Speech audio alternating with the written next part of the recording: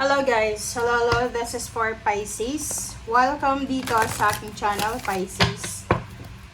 Alamin natin kung anong messages, vibration, gabay energy para sa inyong lahat. So, this is for the week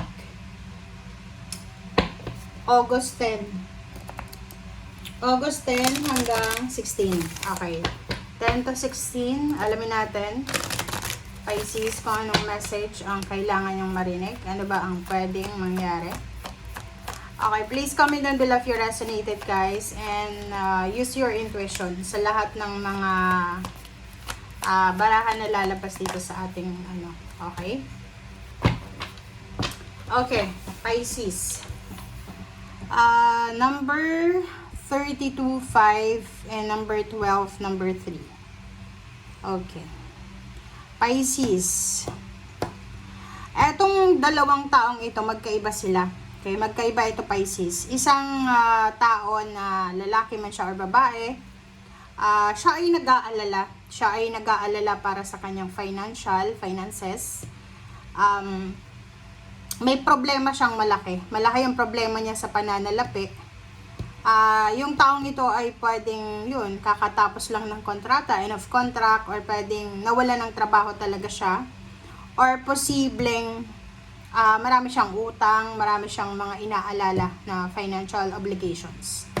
Yung isa naman dito, babae siya, okay, literal na babae, or pwedeng lalaki din, kasi yung tarot naman wala namang gender. Etong taong ito, privileged siya. So, ibig sabihin, marami siyang karangyaan. Marangya yung buhay niya.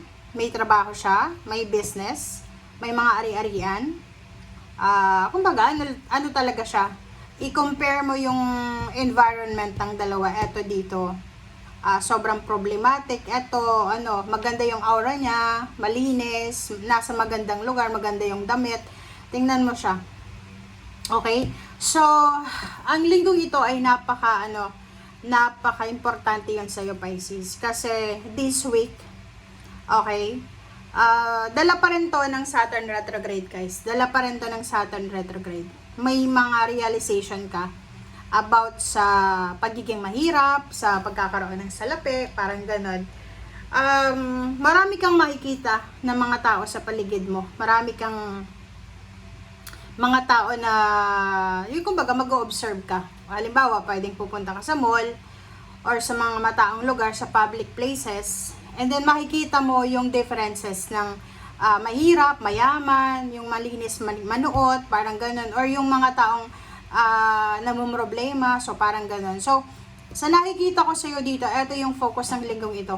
Okay, this week kumbaga, if you are blessed, okay, kung sobrang blessed ka, financially, emotionally, especially spiritually or physical health, parang ganon, sobra-sobra kang magiging thankful and grateful sa kung ano man na blessing meron ka. Okay? Kasi marirealize mo yan lalo yung mga Pisces na reklamo ng reklamo, ganyan ganito. There's a realization kayo this week na parang may isip nyo, ba't ba ako reklamo ng reklamo bless nga ako di ba, parang ganun. So yun, maganda ang linggong ito kasi parang ipapakita sa'yo ng universe na huwag kang masyadong mareklamo, Pisces, kasi kumpara sa ibang tao, maganda yung buhay mo. Or yung iba naman na Pisces na nagsasuffer, makikita mo yung mga taong yung mga taong dati wala, and then ngayon meron na sila. So kumbaga, gagawin mo siyang inspiration. May inspire ka sa kanila, and then may isip mo na may pag-asa pa. Okay? So maganda yung linggong ito para sa inyo.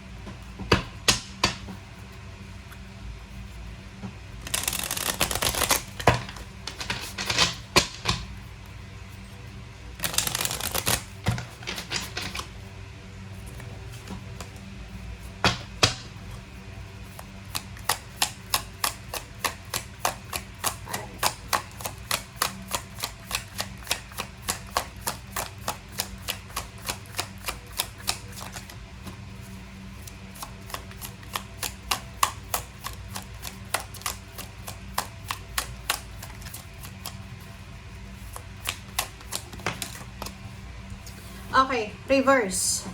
Reverse na 9 of Wands. So, yun. So, nakikita ko sa'yo dito, Pisces, since naka-reverse na siya, Ibig sabihin, yung linggong ito ay posibleng ikaw ay magbabakasyon. So, maybe you're traveling for a vacation or maybe resting ka. So, pwedeng yun, yung iba, magpapahinga, magbabakasyon, yung iba, magdadahan-dahan kayo sa mga obligations and duties nyo. Kumbaga, ano lang, chill-chill lang kayo sa linggong ito. Okay, next is the Hierophant. Wow. Okay, so ihanda mo ang sarili mo, Pisces. You need to prepare yourself kasi maraming mga tao ang posibleng lalapit sa'yo sa linggong ito. Pwedeng humingi ng tulong, pera, yun, financial support, gift, or so whatsoever man. Okay, wow. So, there's a Judgment. So, sa nakikita ko sa'yo dito, isang napakalaking desisyon ang posibleng gagawin nyo. Isang napaka-importante. Malaking desisyon ang posibleng gagawin nyo. And sa nakikita natin dito, ito ay, kumbaga, apektado ang lahat. Okay? Parte ng pamilya. So, isang, like for example, you're planning yan to relocate for good. Pwede nga sa ibang bansa ka. So, gusto mong umuwi ng Pilipinas for good. Parang ganun. Okay, so since this one is reverse, so 5 of Pentacles, and reverse din yung 10 of Cups. So, sabi ng baraha sa'yo dito, yung family mo, or yung emotion mo, ay kumbaga, apektado ng finances mo. So, syempre, ano ba naman ang ipapakain mo sa pamilya mo kung wala kang trabaho? Syempre, pag may mga financial problems, may mga problema din sa pamilya.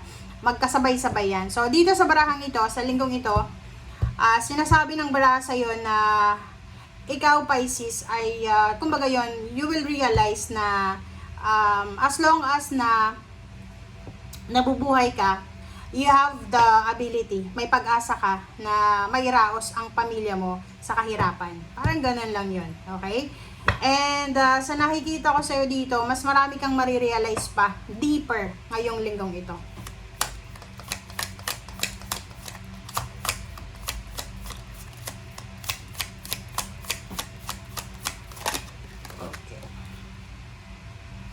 Okay, 3 of Cups. So, yun. There's a celebration. Maybe you're preparing for a celebration.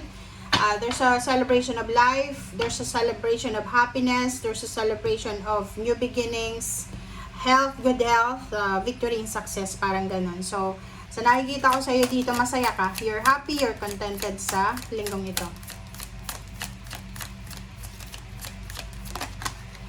Okay, next is Justice. Wow. So, yun. There's a good karma, there's a balance, there's a Libra energy na posibleng papasok sa buhay mo sa linggong ito. So, sinasabi ng baraha, especially doon sa mga Pisces na ilang buwan na kayong malungkot, ilang buwan na pagod, ilang buwan na puyat, ilang buwan na namang problema, or may mga health issues. Sabi ng baraha, there's a good karma coming para sa inyo. Marami. So, there's a celebration of peace, harmony, balance, victory.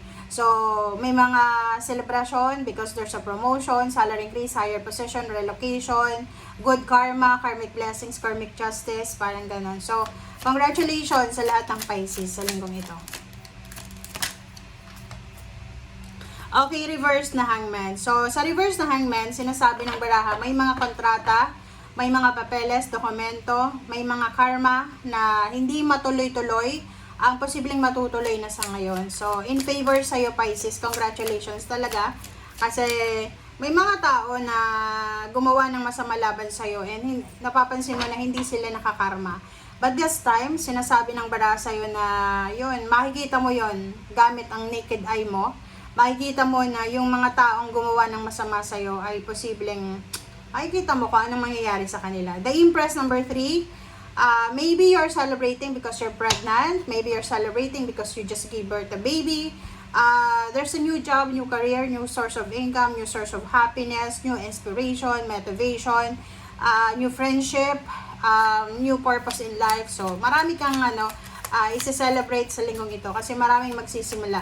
There's a new beginnings na posibleng darating sa'yo. Yun, parang gano'n. Halimbawa, ang tagal mong unemployed, and this week maybe, pipirma ka ng kontrata kasi may trabaho ka na. Parang gano'n. Alright. Okay, 8 of Cups.